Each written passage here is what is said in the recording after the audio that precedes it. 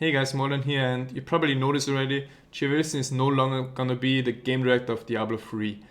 Now, he actually made a post in the official forums where he was saying over the course of the next several weeks, I will be moving off of the Diablo 3 project and transition elsewhere within Blizzard. Now, what do I think about this? I think it's a good decision. A lot of the Diablo 3 didn't really meet the expectations by the community, especially at release. It received a lot of hate, what should I get, and many people blamed the outcome of the game to Jay Wilson. Now, I think this was wrong. Like, while he certainly has some kind of responsibility, and he was responsible for a lot of the decisions, and some of them were wrong. I don't think you can blame everything on one single person. However, that's what people did, and I think it's really good for Diablo 3 as a whole to get a new person in now, a new game director with some fresh ideas that's gonna change the project a bit.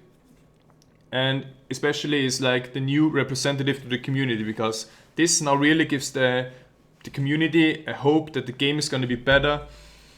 And yeah, maybe Blizzard, the employees and everyone is going to be more motivated to work on the project now. Like, they can see it basically as a start from zero, and we see where we're going to get. Like, the first patch 1.1, we're going to see how this new game director is. I'm really positive right now. And another thing that I noticed on page 106, basically in the thread, I didn't read all, but many people were flaming Jay Wilson, even insulting him on a personal level. And I think this really goes too far. So Rob Powder himself actually came to his defense. He was saying he was the executive producer in the project. He hired Jay, gave him advice and direction throughout the development process. And you should, if you feel the need to dish out blame, you should direct it at him. Now, for those of you that don't know who Rob Powder is, he's actually one of the big four guys at Blizzard. Basically, in the hierarchy, the only guy above him is Mike Mohame, the president, and he is actually, I think, one of the vice presidents, and he's also the executive producer on Diablo 3, producer on StarCraft 2 and World of Warcraft. Rob Powder is really on the top for every game. But I think he doesn't really know what has been going on with Diablo 3 from the community point of view. Now, Jay Wilson was the guy that always had to do a lot with the Diablo 3 development team, the Diablo 3 community management team, and he kind of knows what's going on with the community. But Rob Powder, he probably doesn't even know many of the problems that we had with the game, because he was busy with other projects. He was busy with Mr. Pandaria, he was busy with Titan. He's gonna put a lot of effort into this game, and Diablo 3 was where Jay Wilson was the game director, and he probably reported a lot to Rob Powder, and that's how he got the information from the community. And you never know if Jay Wilson really reported 100% the actual state of the game to his boss. And now what he probably thought was, or why I'm going to talk about this, is the next thing. I was looking at Jay Wilson's Twitter account. Many people were saying he got fired, he got demoted, but personally I never thought that. I think from a company or from a organization point of view, Jay Wilson did a good project, because the higher ups at Blizzard, they don't know really what's going on with the game from the community side. So I was checking Jay Wilson's Twitter account, and he was basically saying his new position: game director at Blizzard on an unannounced game.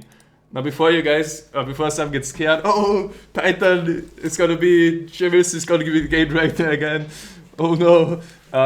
Now, I don't think it's gonna be Titan. I think Blizzard is gonna work on a game that fits more to Jay Wilson. He came from the RTS genre. He actually developed a few good games there, and I think that's where they're gonna put him, because it probably suits him better. The Titan project is going to be an MMO, and I'm pretty sure that I know who the producers are going to be there, who the game director is going to be there. So it's not going to be Titan, but he's still going to be in a high position in Blizzard, and I think we should really give him a second chance, whatever game it's going to be. I'm not even sure if I'm going to play it if it's an RTS. But yeah, we should give him a chance. And now, what I was saying before is, why does Blizzard, why does Rob Powder and so on think that he did well? It's all about this in companies, especially since the acquisition of, or especially since Blizzard got acquired by Activision. It's all about this, and there are two images. Now, Q3 2012, thanks to, actually, Blizzard has record revenue in Q3 2012 thanks to Pandora and Diablo 3. Now, Diablo 3 sold 10 million copies.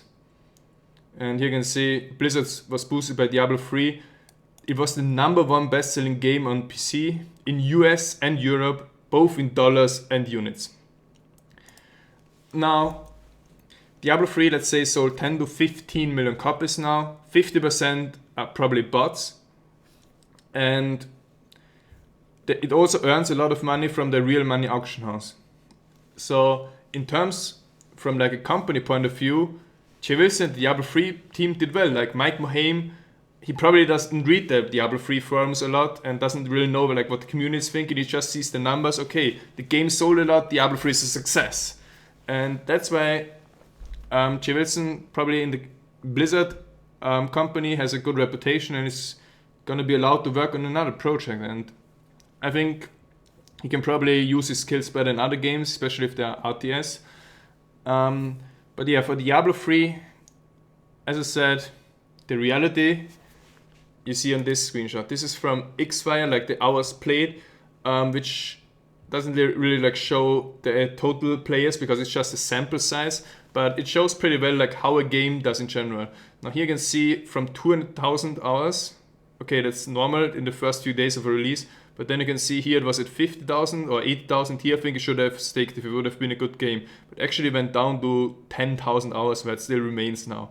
Now here you can see with there was a surge here with the introduction of the Paragon level system, but even that wasn't enough to like save the game. It lasted for like 2 weeks and then the majority quit again. Now this actually isn't real because you can see 20,000 is here, 30,000 is here, and 30,000 is here because they changed the graph. So actually it would be something like this. But anyways, new game director, as I said, I think it's good for the game.